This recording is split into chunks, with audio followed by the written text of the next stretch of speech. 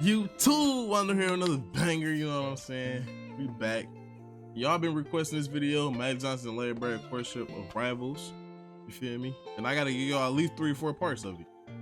But before we get into this, make sure y'all subscribe, make sure y'all comment what y'all want to see, like the video for me.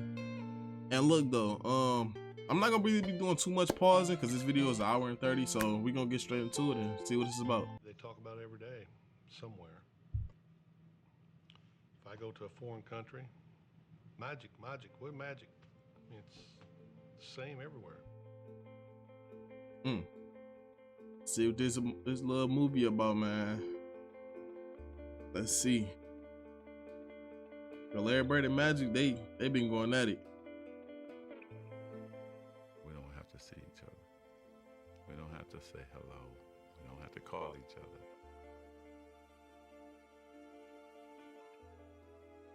That's my main competition. It's always been like that. Since college. Magic Johnson beat him. This tight bond with this cat, and you don't have to see him for a year or two. But you're always gonna be linked to him.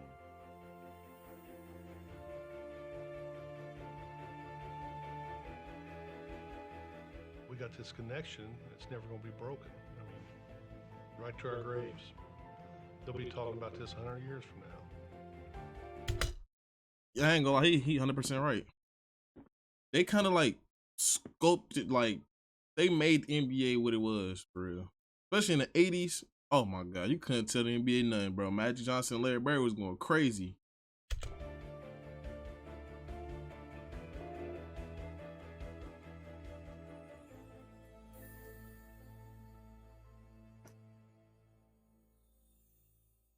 Get it? It all began here in Salt Lake City, Utah, on the night of March 26, 1979. It was the NCAA championship, Indiana State versus Michigan State, a game that still ranks as the highest rated college final ever on television. I ain't gonna lie, bro. Man, Larry Bird had some troubles, but didn't they say his team was undefeated or something like that? And then they met Magic Johnson and he ended up working his ass? Damn. A game that's now remembered is a prologue to a rivalry that transformed a sport and intertwined two legacies. But on that night, March 26, 1979, Damn. the first time Magic Johnson and Larry Bird ever went head-to-head on a basketball court. They were simply two young men trying to win a very big ball game. Well, this is probably the biggest game I'll ever play in my life, and I just feel like, you know, I'm representing not only myself, my team, but we're representing our school and our town of Terre Haute. Well, it's a dream come true, really, for me. I won the state title back in my home state, and then my next accomplishment was going to the NCAA and playing in a game like tonight in the finals. They were two stars thrown together by the cosmos to compete, but only one of them had been groomed for the spotlight. In his Shit, both of them was a spotlight for real, for real. Larry Bird was already drafted, wasn't he? He was already drafted. He just took that extra year to go to college and get worked by Magic. It seems since birth. I think his upbringing in East Lansing really put that smile on his face in the beginning, and it never came off. Born August 14, 1959, Irvin Johnson grew up in Lansing, the gritty industrial capital city of Michigan. Raised under this little roof, he was one of Christine and Irvin Johnson Sr.'s 10 kids. Christine Damn. was a school custodian, while Irvin Sr. worked 2 jobs nearly around the clock. Taking care of 10 kids must have been crazy. But I already know how it is in Michigan. That's my place. You know what I'm saying? So, man, I can't even imagine 10 kids though. Ooh-wee. My father, he got up early every morning, 6 o'clock or so, and he went to work on his trash hauling truck every single day. Around noon, he would come home, catch a nap, and then he worked for General Motors for 30 years. And he won an award for never being late and never missed a day. As a youngster, Irvin displayed his own strong work ethic on the blacktop. I was out there all day long. Before we went to school, bus leave at 7:30. I was out there at 6:30 working on my game. My mother sometimes had to bring me food, or she would have one of my brothers and sisters go get that boy so he could eat something. Hey, I ain't gonna lie. That's why he wanted the goats. If you're not willing to put in that extra work, you ain't gonna get nowhere, bro. You gotta practice, bro. It is what it is, bro. Hey, y'all should learn from a lot of these players out here that's been putting in that work for real. Very young age, Irvin knew what he wanted to do. He had it all planned out. My dreams were to play in the NBA and become a businessman. The first neighborhood basketball powerhouse, Sexton High. I knew the players, I knew the tradition. I wanted to be a part of that. And it was on the west side of town, which was at that time predominantly black.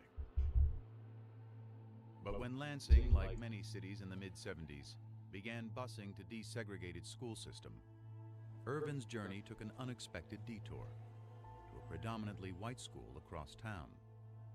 My first day at Everett High School was my first time I really had to understand there was a race problem. Nobody white would speak to anybody black, and nobody black would speak to anybody white. Man, that's crazy. That's real life crazy, because I'm an 01 baby. I'm gonna be honest. It wasn't really none of this going on when I was in school. You know what I'm saying? So going through this, I'm pretty sure it was pretty tough on him. It was tough on him, especially going from where he thought he was going to another school like that. Like, hey, it's Magic Johnson, bro. And I don't know, he probably don't have a name right now, but everybody gonna be on him soon. A lot of racial tension, a lot of fights, rioting. They didn't want minorities there. He kind of shrugged it off, and basically his attitude was, okay, well, I'll overcome this. Hey, respect. He had a detour in his life, and he took it head on. Respect. Whenever there was any racial problems, the principal would get Irvin to talk to these kids. I can just see him with his big hands. Calm down, just calm down. He'd break up fights. Talk with his friends, tell him, let it go. We can't fight about everything. Let's just chill. Let's play basketball. And there was no dispute over Irvin Johnson's ability to play ball. His talent was so great that soon after his varsity debut, a local reporter, dazzled by his exploits, gave the budding star a nickname. In the beginning, I thought it was foolish and dumb. I didn't know nothing about a nickname. Then what happened was, you start saying, wait a minute, it fits my game. Hanging out with my boys on the street corners, we used to sing Temptation songs. They started saying, hey man, Magic, that's cool. And then people on the street start saying, hey Magic. And I said, He bought into it, and I think he felt he had to kind of live up to that name. I ain't gonna lie, hey, we on. I ain't gonna lie, I'm glad y'all recommended this, bro. We on to a good start, bro. Like his story is kind of like uplifting a lot of people, especially around that time, bro. Bro, this is kind of a crazy story, but I respect Magic Johnson, bro. And I must say that he did. He took all that through obstacles. The more attention he got, he wanted attention from anybody he could get it from. Yeah, it does. I really love the game, and I just want to win. It was all about basketball for him. Be negativity with positivity, man. Oh yeah. Irvin loved to dress. Nice sandal belt pants and overcoats with the fur around the collar. Always had to have his afro blown out. He had to look the part, play the part. Irvin was the first guy to have a posse. He not only had a posse of a lot of black kids, he had a lot of white kids and hanging around him. Balanced. Some of my white friends was like, hey man, we're having a kegger tonight. Won't you come on by? And I said, what's a kegger?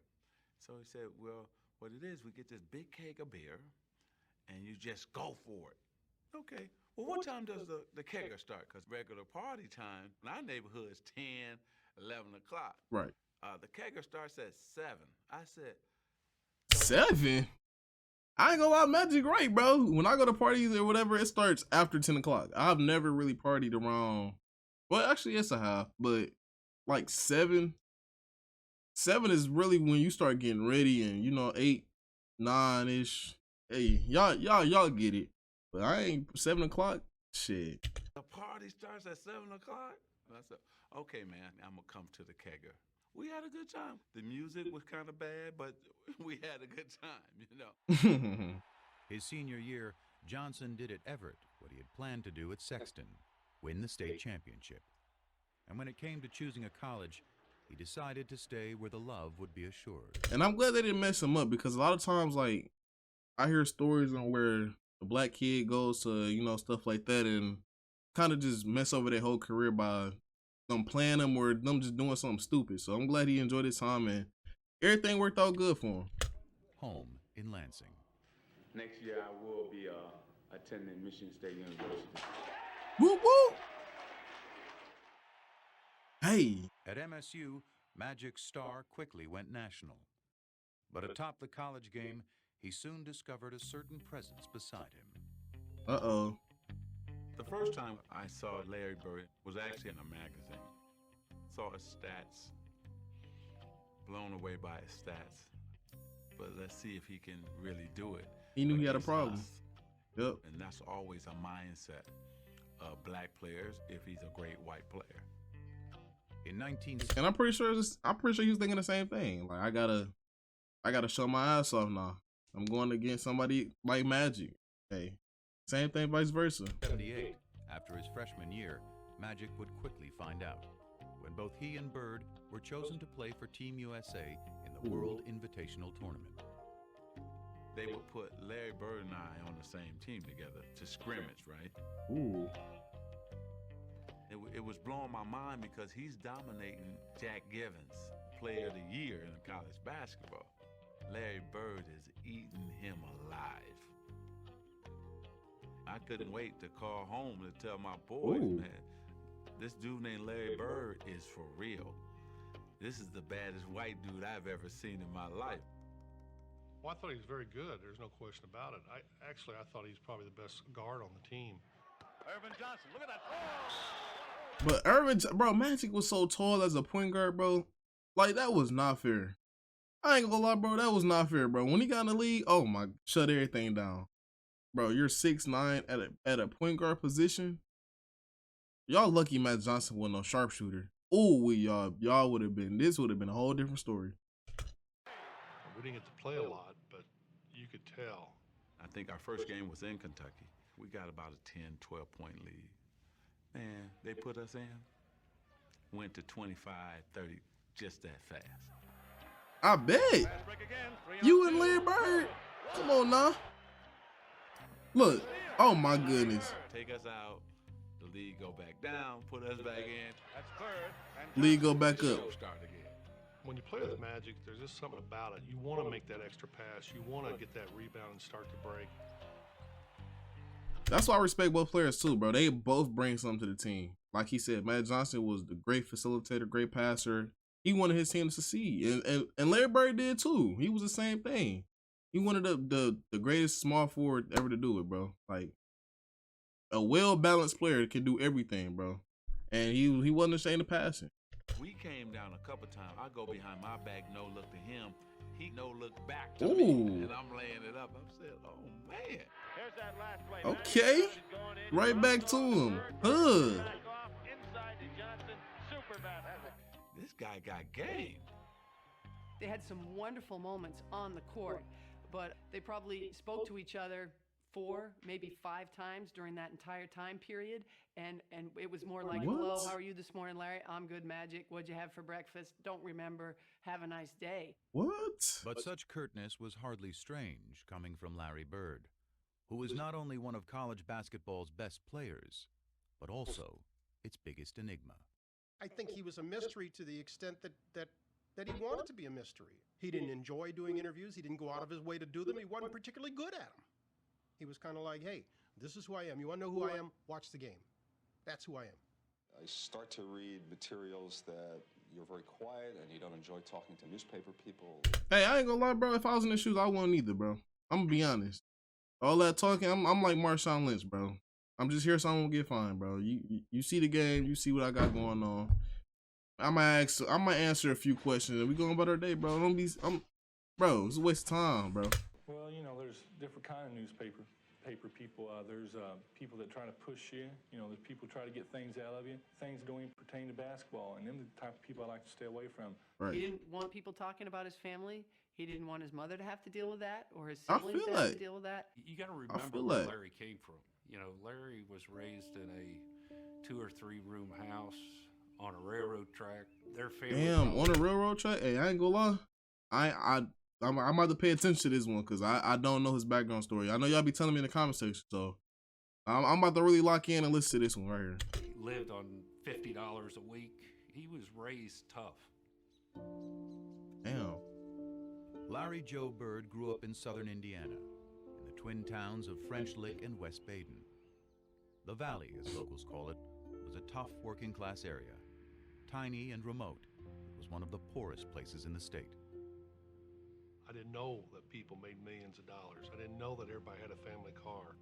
I was in my own cocoon. I was in a small town with the people I knew, and I thought I'd live there for the rest of my life. Arriving. Damn. I ain't gonna go ahead. I'm gonna wait till the story finishes. I'm gonna tell you how I really feel, bro. That's crazy. That's crazy that he actually thought he was gonna be there for the rest of his life. Pearl Harbor Day, 1956. Larry was the 4th of 6 kids born to Georgia and Joe Bird. Early on, he and his older brothers earned a reputation around the valley. We were always considered troublemakers. We're either fighting amongst ourselves or there was always one of us fighting somebody. Larry was always one that kind of instigated things, you know. If I get my brother in a fight with somebody... Hey, so he was an instigator. So did he start developing his trash talking skills at an early age? I see. At his age, I was happy as hell because I like to see him get beat up, and that's just the way it was. If I got in a scrape with some kid and my brothers didn't come to my side, they knew that when he got home, my dad was going to whip him. Wow. Larry and my dad were best of friends. They done everything together. When my dad would go out to my grandma's house, Larry would always go with him. They'd go fishing, do a lot of things together. But Joe Bird also had a darker side, stemming from a traumatic tour of duty in Korea. Larry remembers waking up in the middle of the night hearing his father's blood-curdling screams from the nightmares he had had from the war. What happened to his father in the war affected his entire life. He was never able to quite get rid of whatever those demons were. Shit, how could you? You in a whole battlefield. I ain't gonna lie, I feel that. Wow. I mean, I can't really speak on that too much personally because I don't know what it's like being on that battlefield. But I know when a lot of people say they get out, they be traumatized for the rest of their life, bro. And I can believe it.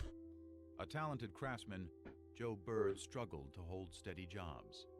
And even when he was working, his demons would, on occasion, drive him to the bottle. There were times when Joe went out with the guys and had a few beers and the wages didn't come home that night. And that didn't happen every day. It happened once in a while, but when money is as tight as it was for the Birds, once in a while was a major problem for their family. My mom sometimes worked late and sometimes she had 2 jobs, but that's the way it was. I worked at school during my lunch hours, worked at the local grocery store, put up hay in the summer. I mean, if you wanted money, you had to get it on your own. Damn. To young Larry, actions spoke louder than words. He was very quiet, kind of hung to himself a little bit. I saw Larry take an F in an English class because he had to get up in front of his peers and give a speech. So I won't do it. But he just could not get up in front of his friends and talk. He was that shy. Of course, next thing you know, when he knew it was time for all of us together at the gymnasium, well, there he'd be. The minute he'd get a basketball in his hand. And he was a hooper. But on the touch back on the housing situation, bro, like, bro, that is crazy to actually be somebody from that standpoint, bro. Poor as out, I don't know what. Couldn't make no more than $50 a week, bro. A week. Like, do y'all understand how hard it must have been, bro? The same for Magic Johnson. He didn't grow up the best. You know what I'm saying? He had one goal, which is the hoop. He stayed to it, stayed dedicated, and he had 9 other siblings. Like, it was hard for both of them, and I respect them both. Like, that's crazy.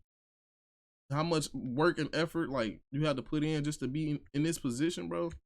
That's crazy. And things were totally different. Basketball was just, it came to me, seemed like easy. I didn't have the quickness. I didn't have jumping ability. I just thought the game out.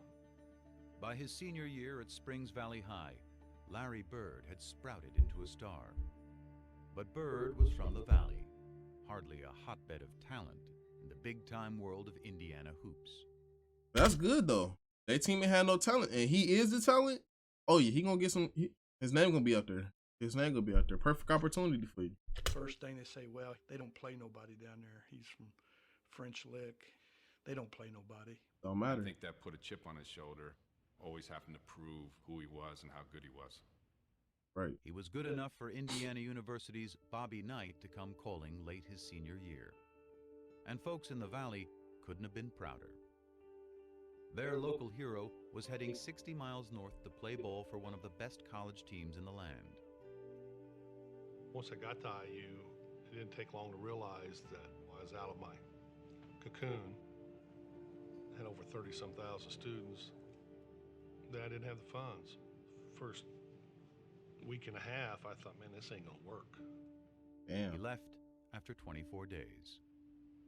Let my mother down. She didn't talk to me for 2 months. But it didn't matter what other people said. To this day, I don't care. Matters about yourself. You gotta feed yourself first, and then you can go out and, you feel me? Stay focused, y'all. Stay focused. Back in French Lick, Bird took to working for the city, hauling trash and painting park benches. Meanwhile, by that winter, his father's demons had taken him to an even darker place. Oh, shit. By this point, Joe and Georgia were divorced, and he was behind in his payments to the family. The police came by, and of course they all knew him. So Joe said, hey, I need a few hours to get my affairs together before you take me away. So he called Georgia and he said, you guys will be better off without me, and I'm gonna take my life. And he put the phone down and he killed himself. Oh, man, that's tough, bro. I ain't gonna lie, that's tough, because he already facing whatever he got going on. And nobody wants to go in after being through such a hard time. So it's like, what am I gonna do now?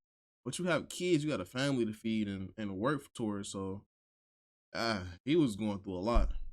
Shot himself. Wow. When Dad passed, you know, it hurt Larry. I mean, that was his best friend. Is gone now. But Larry didn't show it a lot. He just didn't say much. You know, he just kind of held it within. I've never heard him speak out about it at all. I was mad when I heard about it, and I was madder after the funeral because I thought he sort of cut out on us during a tough time. But you know, he went through a lot in his life. He did what he had to do. If Bill Hodges hadn't been as persistent as he had been, Larry Bird might never have existed in any of our minds. I believe that with all my heart. I really do.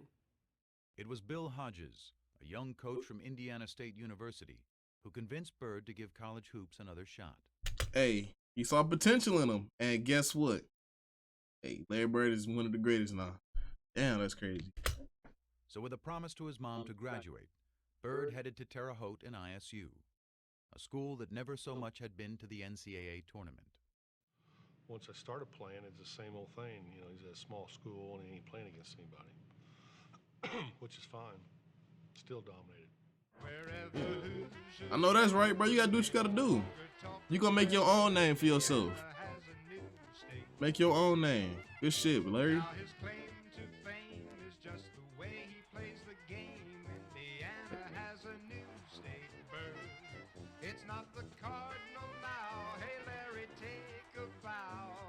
Damn, they got a whole song for Larry Bird?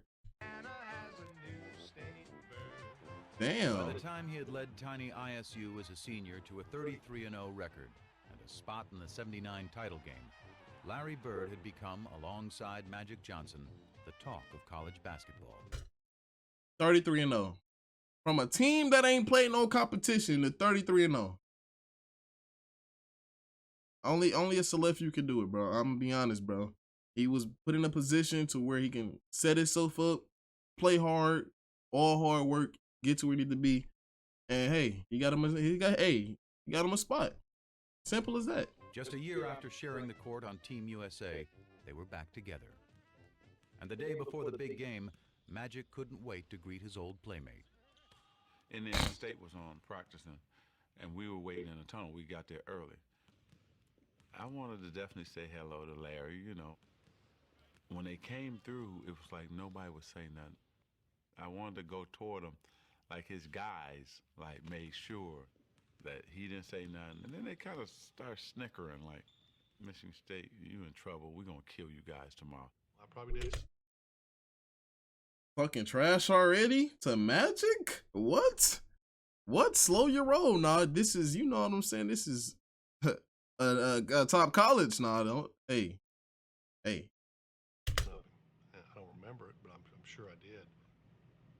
I didn't want any, you know, like I call it love fest, hugging and slapping high fives with opponent. You're there for a reason. You're there to win a game. That just said it's on now. Damn. Good sportsmanship though, Larry.